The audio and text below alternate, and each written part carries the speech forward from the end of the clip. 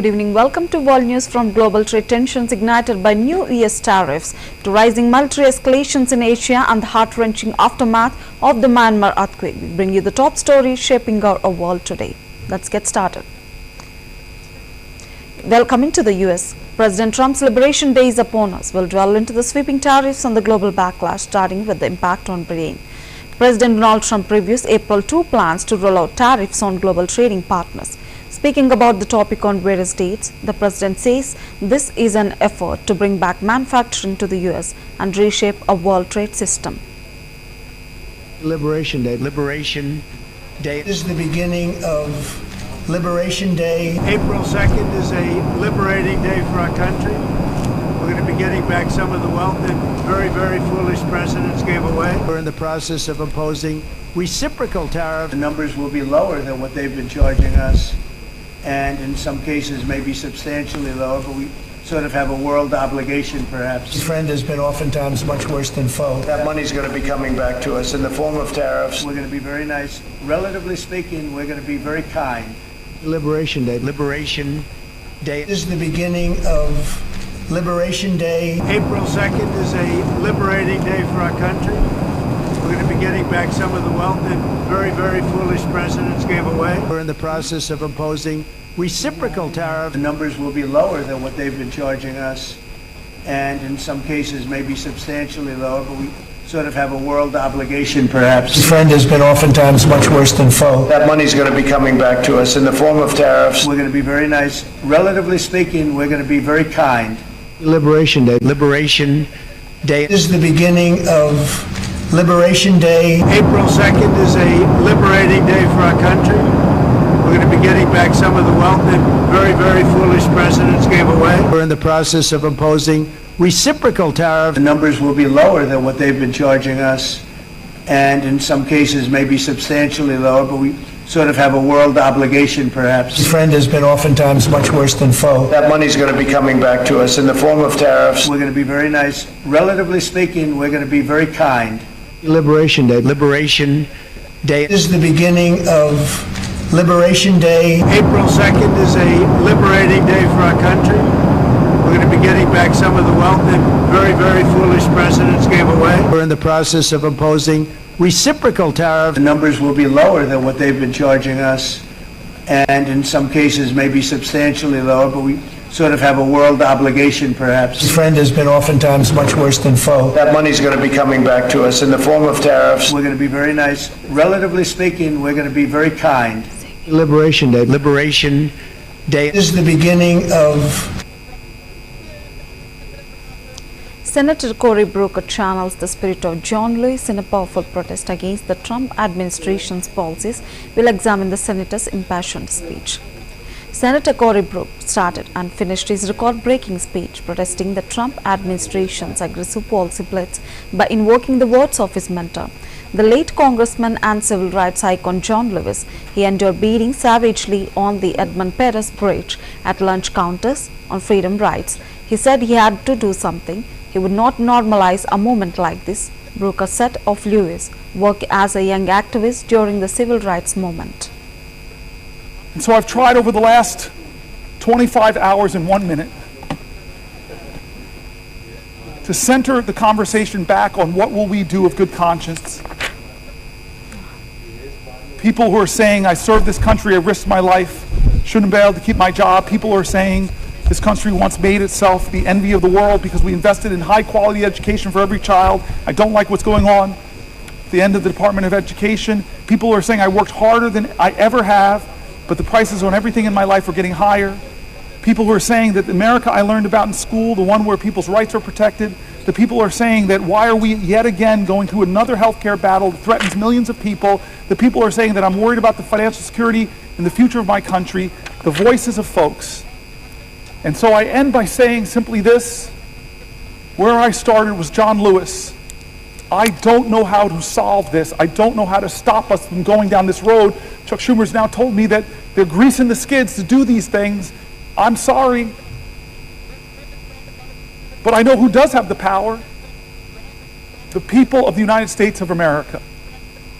The power of the people is greater than the people in power. It is time to heed the words of the man I began this whole thing with, John Lewis.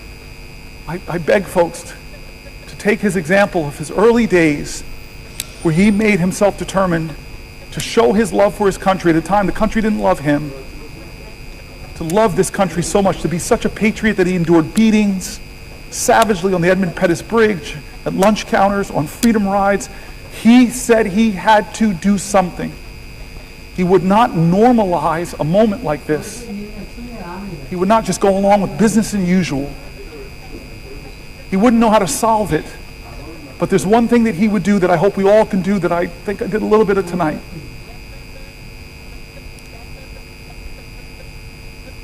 He said for us to go out and cause some good trouble, necessary trouble, to redeem the soul of our nation. I want you to redeem the dream. Let's be bold in America, not demean and degrade Americans, not divide us against each other. Let's be bolder in America with a vision that inspires, with hope that starts with the people of the United States of America. That's how this country started. We, the people. Let's get back to the ideals that others are threatening. Let's get back to our founding documents, that those imperfect geniuses had some very special words at the end of the Declaration of Independence. It was one of the greatest in all of humanity, declarations of interdependence. When our founder said we must mutually pledge to each other our lives, our fortunes, and our sacred honor. We need that now from all Americans. This is a moral moment. It's not left or right, it's right or wrong.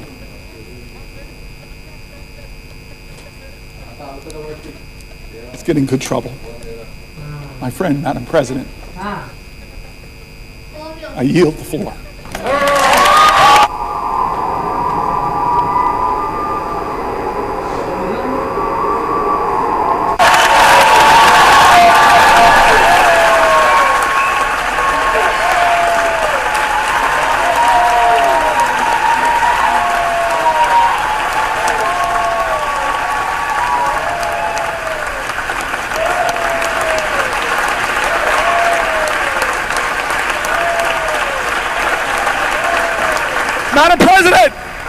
Madam President,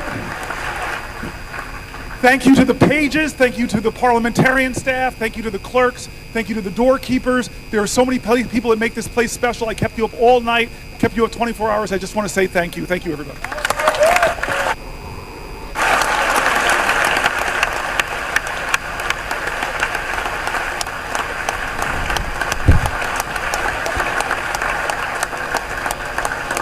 Madam President.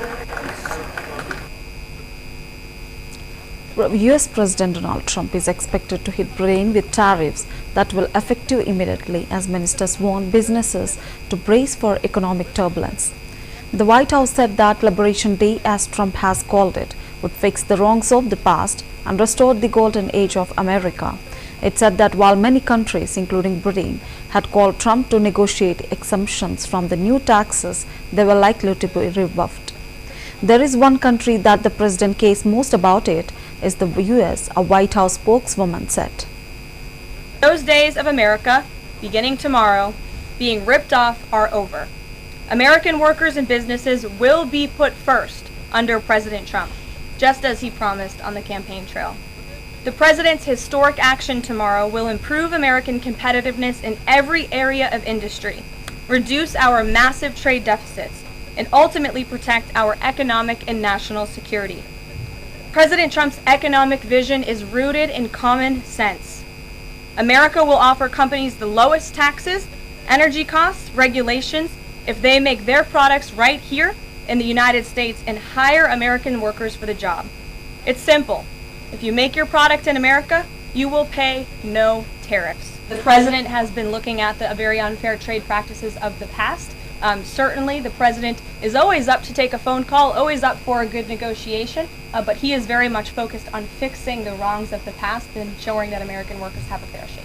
So if someone calls after tomorrow and says, hey, I'm ready to make a change, he'd be open to that? The president is always open to taking calls. My understanding is that the tariff announcement will come tomorrow. They will be effective immediately. And the president has been teasing this for quite some time, as you know. He's talked a lot about April 2nd as Liberation Day in America. It would be taking place today if not for April Fool's Day, but tomorrow will be the day, and he's been talking about it for a while. And as a result, you've seen these companies make commitments to investing right here in the United States.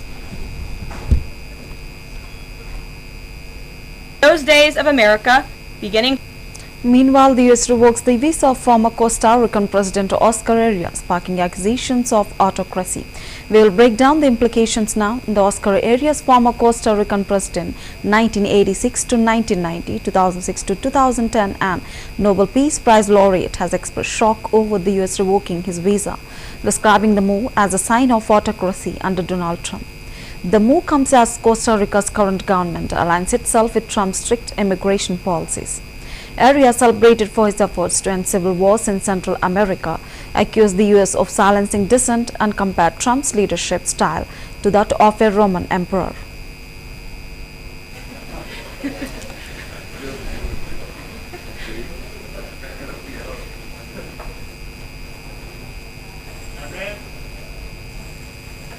Que para mí ha sido obviamente una sorpresa. Ha sido una sorpresa porque desconozco cuáles son las razones para que el Departamento de Estado, y presumo que es el Departamento de Estado, haya tomado esa decisión. Eso es. Muchísimas gracias. No impedimos que los hermanos centroamericanos. Hoy creo que se ha puesto de moda el eliminar visas, pero la verdad, en honor a la verdad, es un castigo que se ha utilizado con mucha frecuencia. ¿Por qué razones? No lo sé. Posiblemente sean razones diferentes. El resultado del tiempo.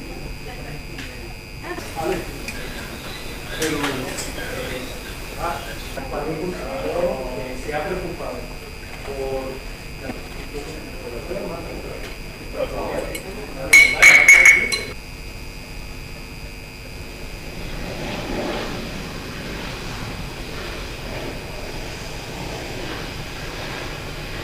Costa Rica es un país garante de los derechos humanos y Estados Unidos solicitó colaboración para que a través de un apoyo mutuo entre estados pudiéramos brindarle esa gestión de llevarlos a sus países de origen.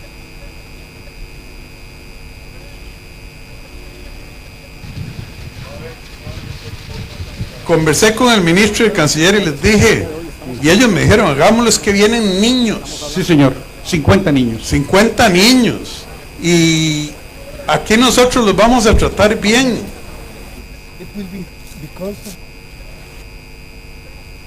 Well, coming to Mexico, Mexico President Sheinbaum clarifies the country's stance on Trump's tariffs. Will analyze the shifting dynamics of U.S.-Mexico trade.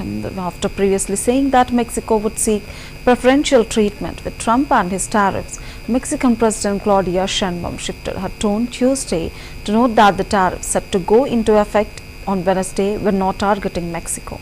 En el caso de los datos biométricos, ¿qué es lo que quieren los Estados Unidos? ¿Los datos de los mexicanos, de los migrantes?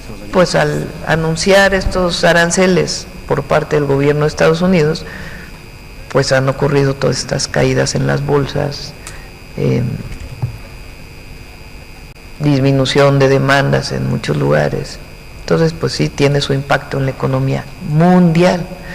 Porque lo que va a anunciar el 2 de abril no es contra México, no es contra Canadá, es una política de Estados Unidos al mundo entero.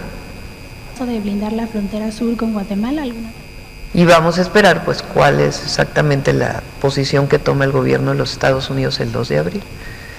Entonces, que sepan que sí estamos preparados, nos reunimos 2, 3 veces a la semana con el equipo para fortalecer pues las distintas medidas. Lo que queremos pues es proteger al pueblo. En el caso de los datos biométricos, ¿qué es lo que... Russian President Vladimir Putin said on Tuesday, April 1, that he expects to meet Chinese President Xi Jinping in Moscow in May at World War II anniversary events. Putin made his remarks at meeting with the Chinese Foreign Minister Wang Yi in the Kremlin. Wang Yi is in Moscow on a 3-day visit for strategic cooperation talks, and Chinese President Xi Jinping has met Putin over 40 times in the past decade, and the two leaders have since agreed to deepen ties and cooperate on issues such as Taiwan, Ukraine, and mutual rival to the United States.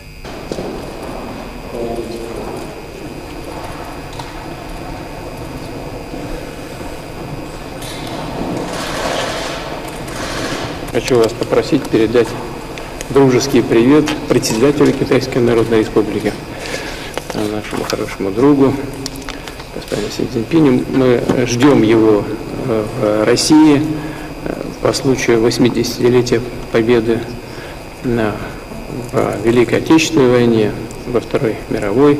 中俄合作从不针对第三方，也绝不受外部的干扰。中俄关系不会止步不前，只会越走越宽广。中俄友好不是面向当下，而是着眼更长远的未来。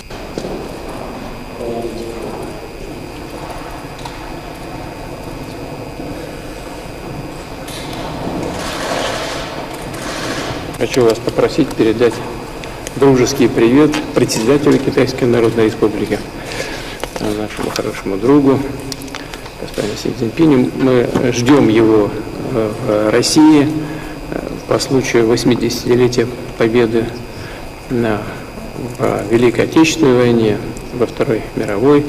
中俄合作从不针对第三方，也绝不受外部的干扰。中俄关系不会止步不前，只会越走越宽广。中俄友好不是面向当下，而是着眼更长远的未来。 Chilean President Boric's visit to India highlights deepening cultural and political ties. Will discuss his engagement with Prime Minister Modi. During his visit to India, Chile's President Gabriel Boric took a moment to ask Prime Minister Narendra Modi about the Ashoka Chakra on the Indian flag at Hyderabad House.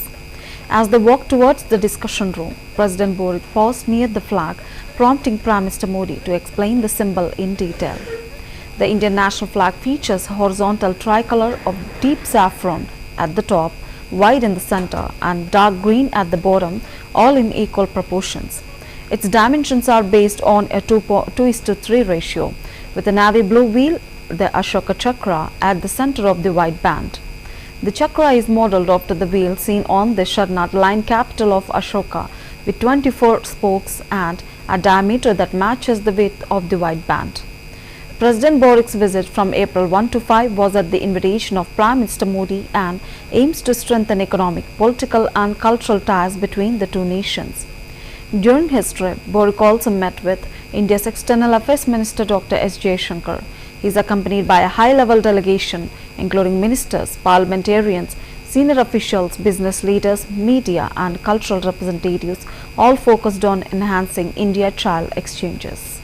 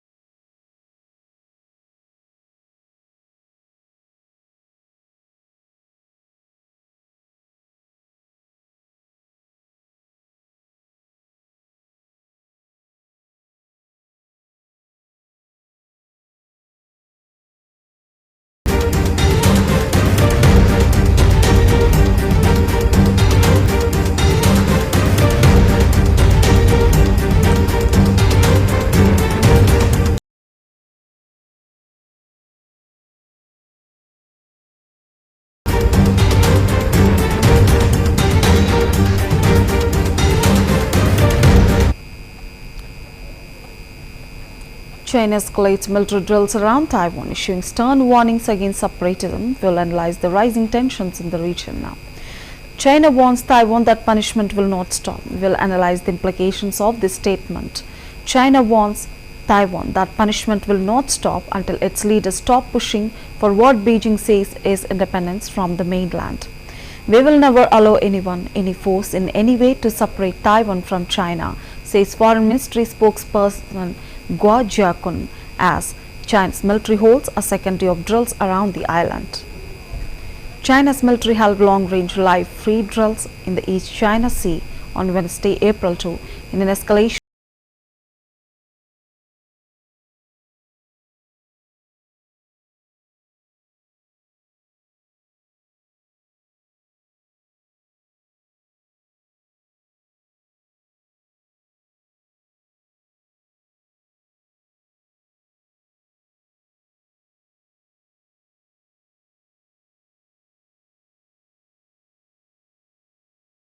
has not formally named, unlike war games last year, follow a rise in Chinese rhetoric against Lai and come on the heels of US Defense Secretary Peter Hegseth's Asia visit, during which he repeatedly criticized Beijing. Chinese military deployed ships, aircraft and artillery to practice backloading the island, strikes on ground and maritime targets, and air interception to test forces' coordination in combat, Beijing's Eastern Theater Command said in a statement. Last May, 3 days after last inauguration, Chinese forces staged war games to simulate seizing full control of areas west of the so-called First Island China and conduct a live free missile exercises. China considers democratically governed Taiwan as its own territory and calls Lai a separatist. In a video accompanying its announcement, the Eastern Theater Command called him a parasite in English and depicted him as a green bug held by chopsticks over a burning Taiwan. 一刻不停，我们绝不允许任何人、任何势力以任何方式将台湾从中国分裂出去，将采取一切必要措施，坚定捍卫国家主权和领土。集合！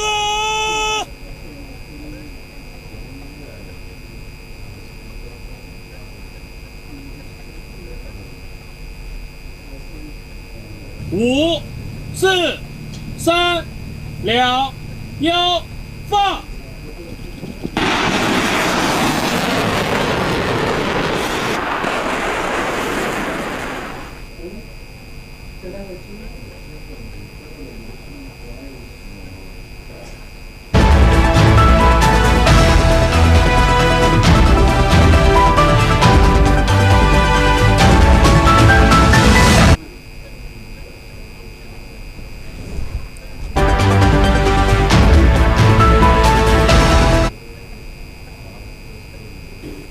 Bangladeshi Junayat actor is one of the 35 billion children, around 60% of all children in the South Asian nation, with dangerously high levels of lead, leaving him with the diminutive stature of someone several years younger. The causes are varied, but his mother blames his condition on a now shuttered factory that hastily scrapped and recycled old car batteries for profit, poisoning the air and soil of this small village in the process. As informal battery recycling thrives in Bangladesh, millions of people remain unaware of the risks of lead exposure.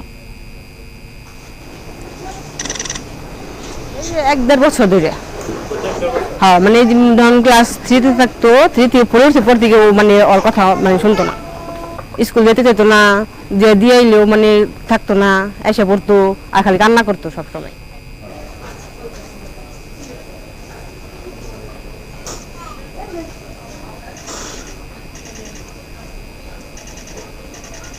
আমার বাচ্চার যে রক্তে ধরা পড়ছে না আমার বাচ্চার ক্ষতি নেই এখন কি হবো মানে কেমনে হইব কোন ভাবে এটা ভালো হবে এটাই তো আমার দরকার যে আমার বাচ্চাদের তাড়াতাড়ি ভালো হয় সুস্থ হয় এটাই আমি চাই সব সময় যে ওই শিশার জন্য আমার বাচ্চার ক্ষতি হয়েছে সবার বাচ্চার ভালো আমার বাচ্চার এরকম ক্ষতি হইলো আমার বাচ্চা গেছে বুঝেই মানে আমার বাচ্চার আমার বাচ্চা যদি না গেত তো আমার বাচ্চার এরকম সমস্যা হইতো না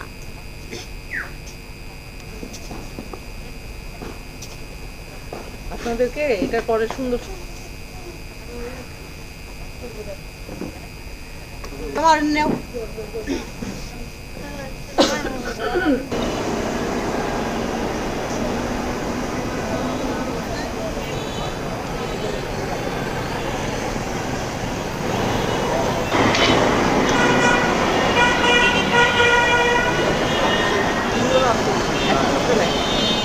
So Bangladesh is the fourth most lead-infected country, where about 36 million children, which is about 60% of the children of our country, is poisoned by lead.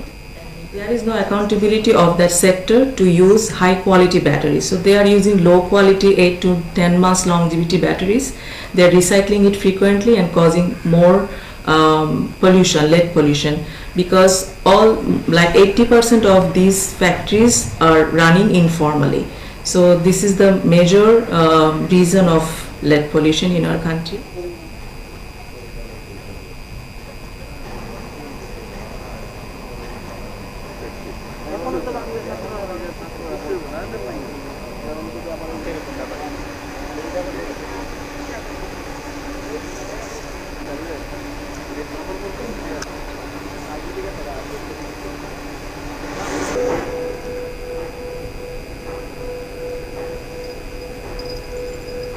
Battery ফ্যাক্টরির প্রভাবে আমাদের যেই ফসলি জমিগুলো আছে এই ফসলি জমিগুলা পুরো একদম শক্ত হয়ে গেছে আর মাটিগুলো একদম ঝুরঝুরে কালো হয়ে গেছে এখন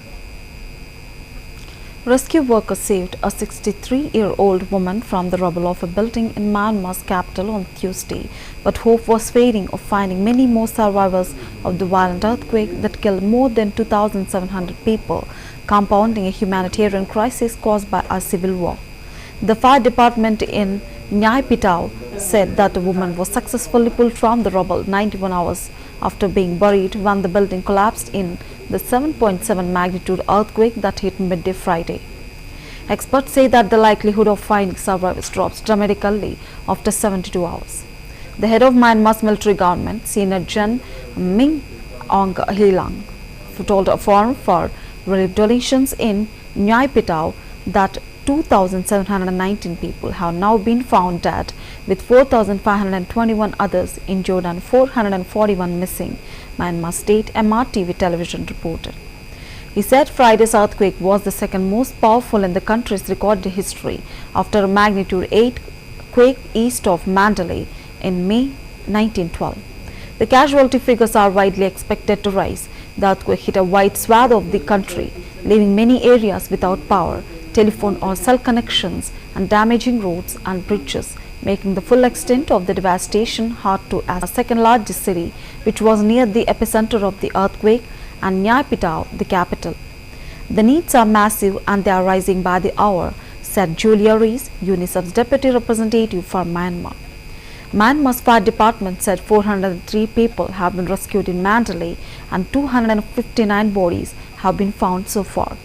In one incident, 50 Buddhist monks who were taking a religious exam in the monastery were killed when the building collapsed, and 150 more are thought to be buried in the rubble.